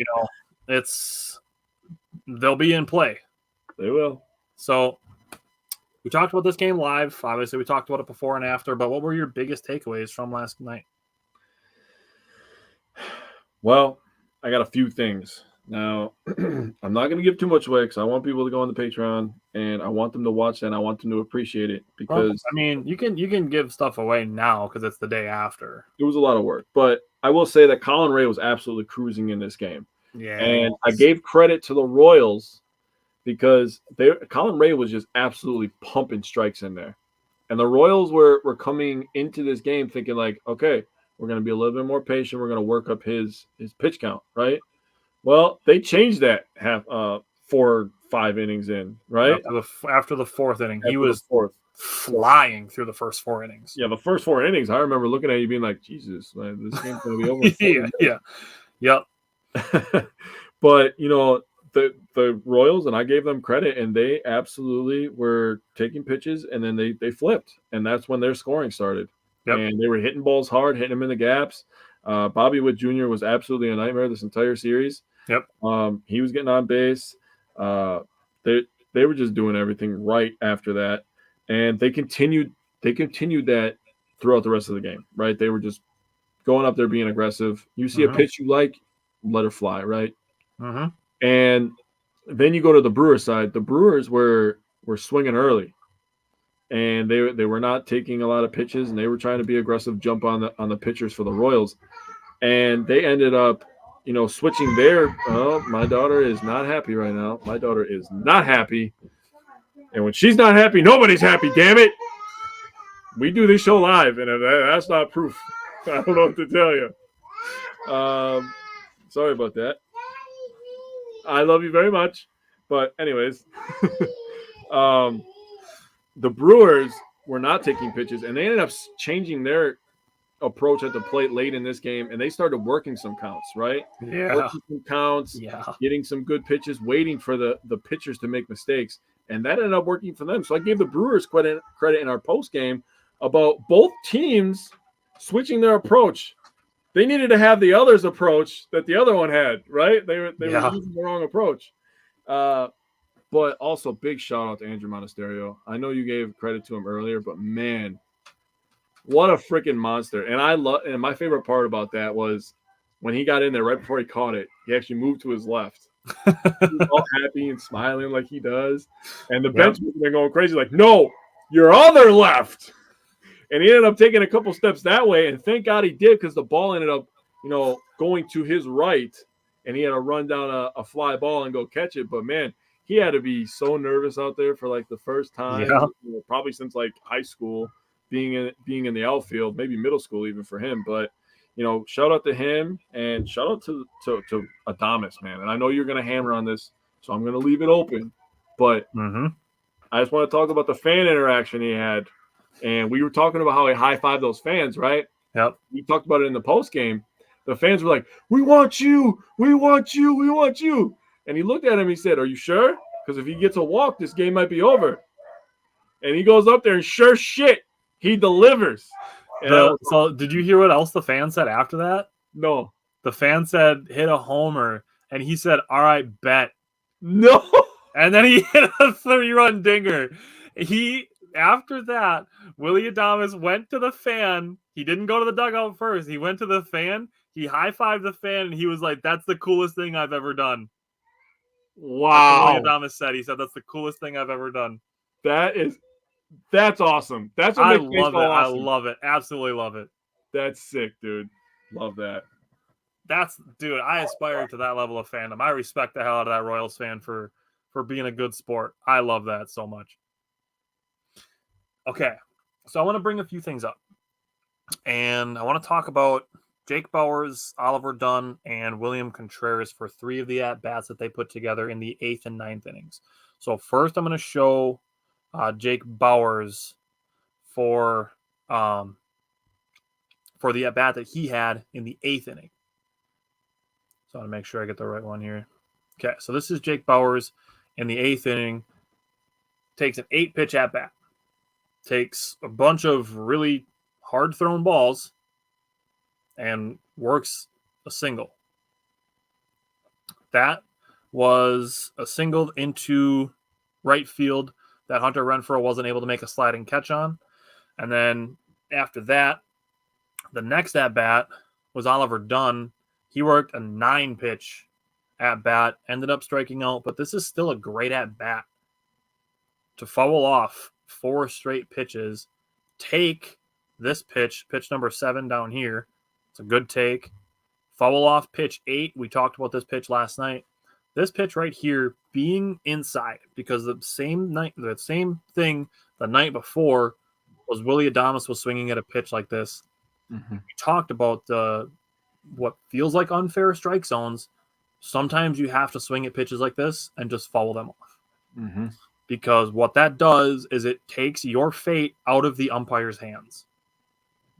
And I strongly advocate for taking the fate of your team and your at-bat, whatever it may be, out of the hand of the officials, so that that's not an excuse for fans, because we, as Wisco Fanatics, we don't blame officials for losses because we believe there's other things that could be done. Like, for example, Oliver Dunn could have put this ball into play instead of swinging and missing. Just throwing that out there. It was a good pitch. But by taking the game into your hands instead of leaving it into the hands of the umpires. Because as we've seen, especially as Brewers fans this year, I do not trust the umpires. And it goes to the point of the game before this, when Jackson Churio was thrown out at third base and called out at third base by Angel Hernandez, of all people. Shocking. And then the review, which I don't know if you know this, the review, I'm watching the Royals breakdown of this play, and one of the Royals announcers even thought that Jackson Churio was safe. You want to just take a stab at who was doing the replays in New York that day? I don't know who it was. Who was it? It was Guccione, the dude that threw Freddie Peralta out last week.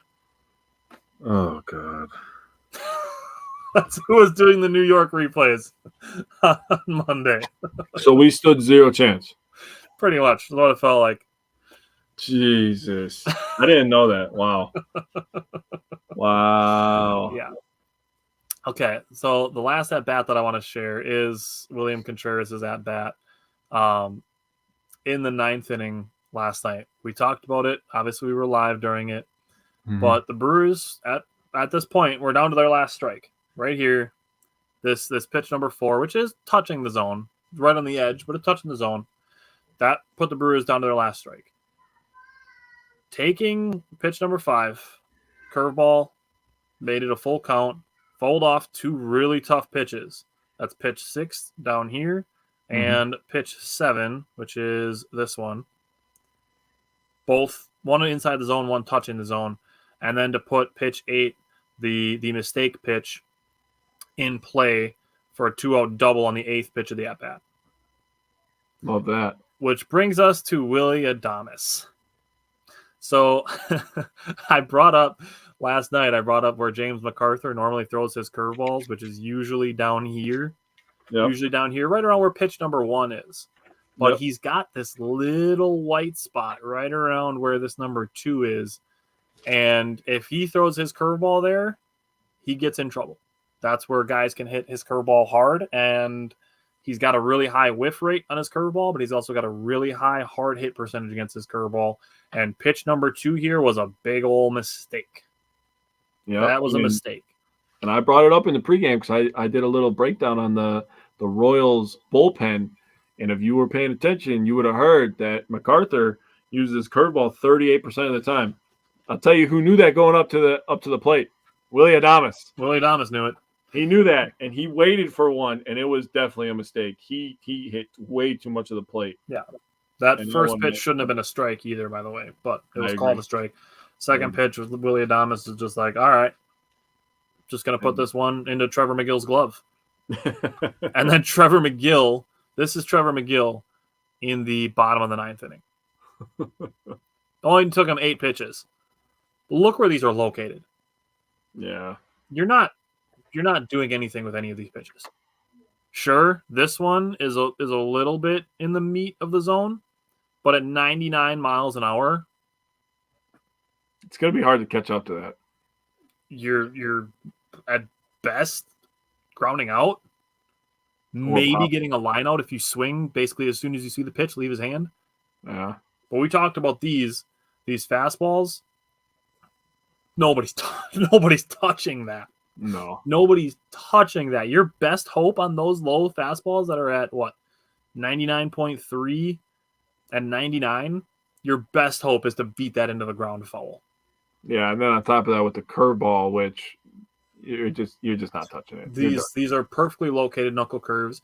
And then this one, bro, if Trevor McGill is locating a knuckle curve at 87 miles an hour at the bottom of the strike zone after giving you 99 up here, I'm just going to be honest with you. You're screwed. Totally screwed. Yep. That 2-pitch combination has the potential for Trevor McGill to be an elite closer. Yes, it does. Just on those 2 pitches alone. Devin Williams does it with a fastball changeup. Yep. By changing the speed and the eye level. Trevor McGill does it with a insanely fast fastball and then a knuckle curve that just goes and completely drops out of your point of view 12 miles an hour slower. Yep. So that, and I said this during the game last night. I'm like, I am the biggest Tyler Black fan. Probably anybody that watches our show knows. But putting in Gary Sanchez versus a left-handed reliever, oh man, it's the right call. It is. Like I said, Gary Sanchez is here to mash lefties. If you're not going to give him a chance to mash lefties, what did you bring him here for? And he didn't get any hit in his first at-bat, but his second at-bat, he drew a 5-pitch walk, and he was one of the runs that scored when Willy Adames hit his home run. Yep. Okay. Anything you want to say about today's game? Otherwise, I will just take over after that. So I listened to most of it. Michael said, time to trade Adames. Yeah, time to trade him and send him down. I saw both of those things on Monday. Yeah. So the Brewers kind of just with themselves, really, in my opinion. They didn't help themselves at all today. Just a misplay by Blake Perkins early in this game after the Brewers had a 1-0 lead. That kind of sucked. Give them a 2-1 lead. And then just not executing like they should, in my opinion. Joe Ross didn't want to come out, but it was, in my opinion, that was the right move as well to take Joe Ross out at that time. Like we said last night, it's all about matchups, right? Right. in every sport, it's about matchups. And if Murphy, he's the one calling the shots. He did a great job the day before. If he felt like this was the right move to make, then, I'm just going to have to trust him because I don't have a choice, right? Yeah. But, giving up 3 runs in the bottom of the 8th was not great. That really hurt. So, yeah, that's all I got. So, first, I'm going to go to Michael's comment because Michael said Terang finally moved up today. Bryce Terang got the leadoff spot today. He said with Yelich coming back from the injury, I'd like to have him move down from 3. And I disagree with that. I disagree with moving Yelich down in the order simply because he's coming back from injury. When you're bringing a guy back, if he's healthy enough to play, he's healthy enough to play his role. That's the bottom line. If it was a playoff series and he's like, yeah, I'm coming back, but I'm at 75%, then I could entertain that idea. But if you're coming back into a game in May and you're like, okay, I'm ready to go, I'm here, it doesn't, they said on the broadcast, it doesn't make sense to wait another day or 2 until we're back in Milwaukee. Like, I'm ready to go today. Put him back in his normal role. Well, then on top of that, he breaks up the righty-righty with Contreras and Adames, right? That's also fair. So that's what I would think of right away is he kind of breaks that mold up where, like, if you get late into the game, you can't just throw a right-handed pitcher out there because you have Christian Yelich in between those 2 guys. So yeah, that's fair. Like I said, my main thing with that is put him in the role he's going to be in. Yep. So Bryce Terang batting leadoff just casually goes 3 for 4 with 3 doubles and a walk. He drove a run in, scored a run. It was only the 3rd multi-extra base hit game of his career, which very young career, but wow. 3 doubles. I'll take that every single day. I hope to see him batting leadoff tomorrow. Christian Yelich was back, and yes, Joey Ortiz didn't start. Murphy went with a lefty-heavy lineup today. Looking at it, I believe he still used at least one other position player. I want to make sure. He did. He used Churio today. You're right. He did bring in Churio for Bowers. Mm-hmm. So the only game of the road trip that he didn't bring in some sort of position player substitute was Saturday against the Cubs. So my thing is again, if just going back to addressing the consistent complaints that I'm seeing, is that yes, Joey Ortiz was my power position player in my power pair this week. Joey Ortiz playing very well. He played very well last night.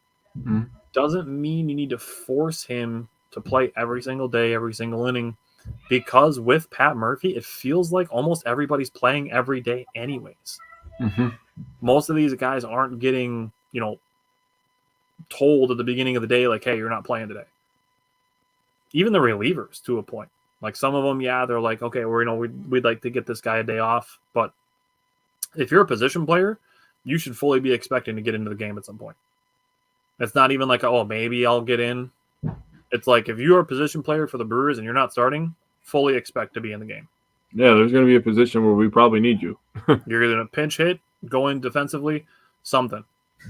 Yeah. Pat Murphy's using everybody. He's using all 26. So that, like your point on the second half of last night's game, the Royals were very aggressive, swinging early, swinging often. And then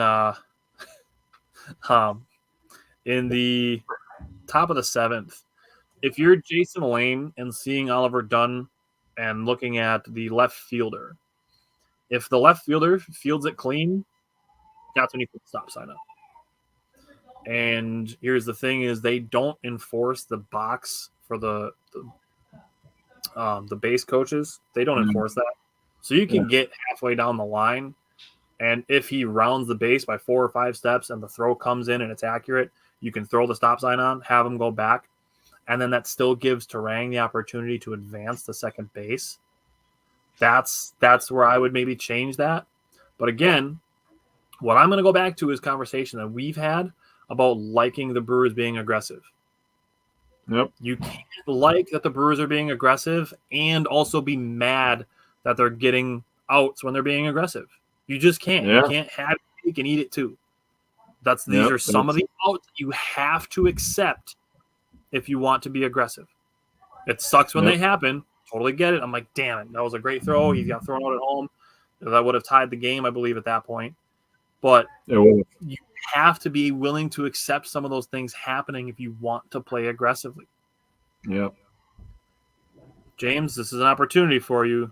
You said he self-proclaimed he doesn't know much about baseball, but the Brewers have a man on second base. Brewer hits a double. The left fielder fields it clean, throws home, and the guy's out at home. And people are like, "Why are they sending him? Why are they sending him? That was a terrible send." You're not mad that he got sent. You're mad that he was out. Yeah.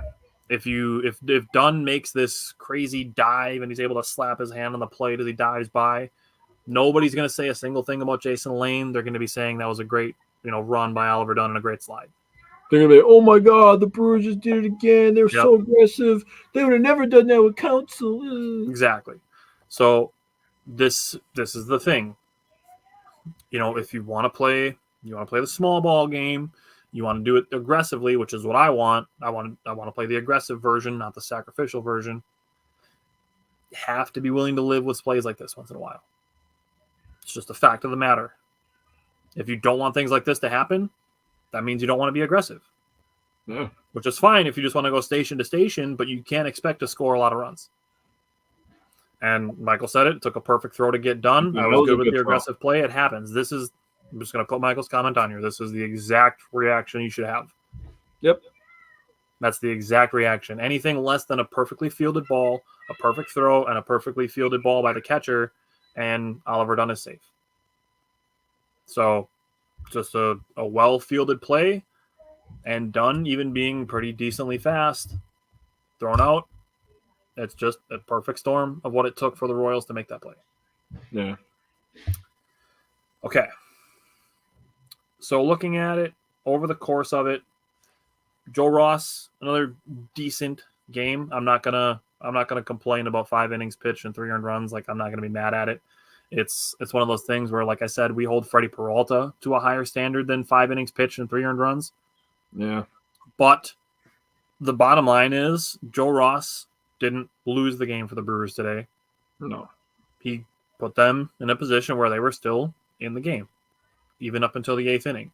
Even into the bottom of the ninth or the top of the 9th, they were able to score a couple more and make it a closer game, despite being down 6-2 after the 8th inning.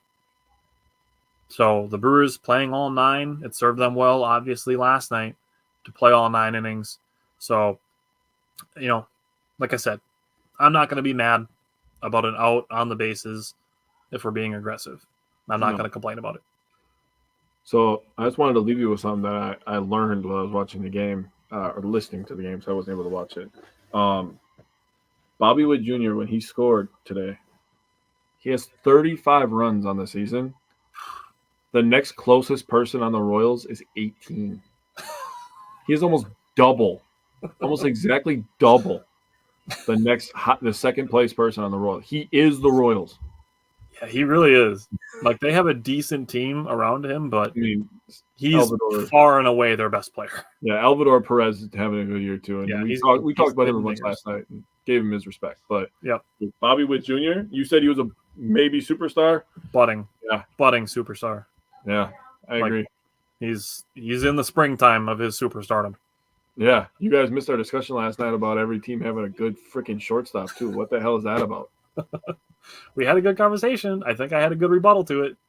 Yeah, Michael's always in all the fantasies. Hold on. Jake knows how I feel about bringing in fantasy sports when it comes to actual discussions. Homie, don't play that. Yeah, not great. Same with Madden. If you're like, he's really good on Madden, get out of my face. I do that sometimes because I know it's gonna make you mad. And I that's a surefire way for me to not respect your opinion. If that's how you're gonna do stuff. If you're gonna be like, well, he's good at it on Madden. He's got a 94 spec catch. Why is he not catching that in real life? Come on, bro. Get out of my face. Exactly. Okay. So looking at the Brewers, they are back in Milwaukee tomorrow.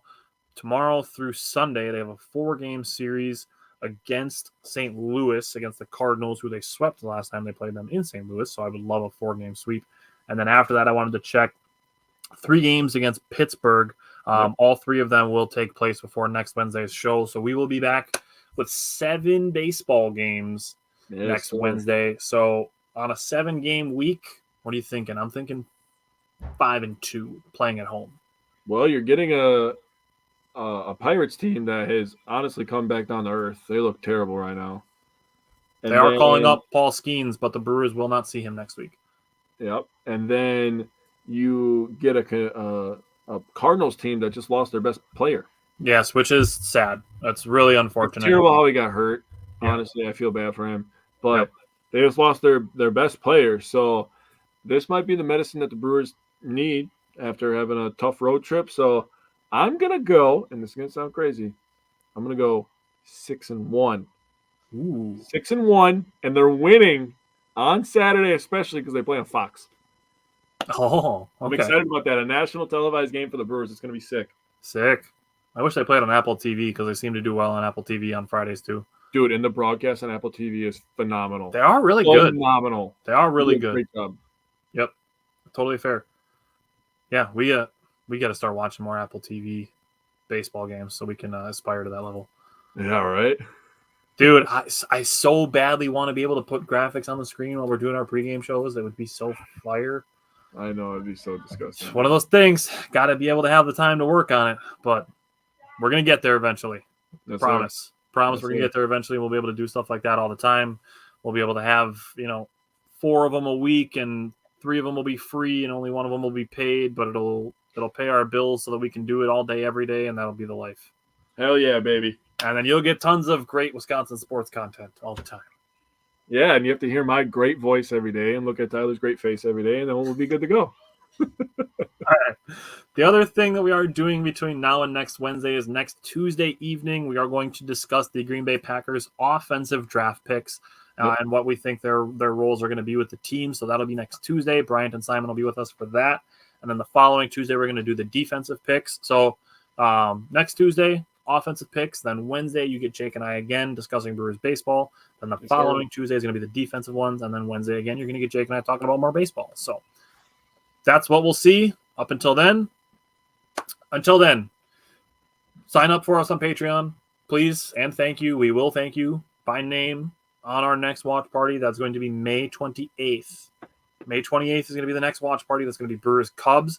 It's going to be a fun one to do, and we will be live for that. Michael, next Tuesday is going to be 8 o'clock. Yep. So all our Packer shows are going to Tuesdays now, just so everybody's aware. Yep. They're all going to Tuesdays. They're all going to start at 8 o'clock. Even the game recaps and previews, everything's going to be Tuesdays. So yep. Earlier in the week, you get to hear us talking about the games. You don't have to wait until Fridays to get our thoughts. Yep. I mean, I'm sure if there's stuff, Tyler and I, or Tyler, myself, Simon, whatever combination, I'm sure we could pop on a Friday night just to discuss some stuff if there's big news. But that's when like our play breakdowns are going to come down. That's going to come in later in the week. It's just so that we can get the content out there earlier in the week so people have a chance to listen to our thoughts on the last games and then the upcoming games as opposed to only having basically Saturday and Sunday morning. Yeah, I mean, that decision was kind of because there's just 1,700,000,000 all the millions of Packers podcasts. And we're really a one-stop shop. We give you Brewers, Badgers, Bucks, Packers. We give you it all. So we had to compete a little bit with the people that are putting their stuff out on Mondays and Tuesdays. So we're going to get out there and we're going to show you guys that we're actually the smartest. You guys are going to all come join us. It's going to be great. Well, and the cool thing is, like Jake said, a one-stop shop. You get the consistent voices and the perspectives. Yep. So you can know what to expect from us when we talk about the Packers because you've heard us talk about the Brewers all summer. So that's that. So like I said, check us out on Patreon. If you sign up for it, you'll go for the games that we're going to cover in June. Yep. Jake and I are going to put that poll up probably tomorrow so that Jake and I are on the same page for what our schedule looks like so we can make sure we have all the games available that we are available for. Yep. And then, that's where we're at. So sign up for us on Patreon. Come see us on Tuesday. Come see us again next Wednesday and follow everything we do in between. And the more that we grow, the more we can do, the more we can put out, and the more that we can hopefully make a difference. So thanks for joining us today. And we'll see you. Tell your friends. Tell your friends. Tell all your friends. And tell your friends' friends, okay? Tell everybody to come. I want 7,000 people in here next week. 19 is great, but 7,000 is better. Yeah. All right. We will see everybody on Tuesday night. All right. Take care.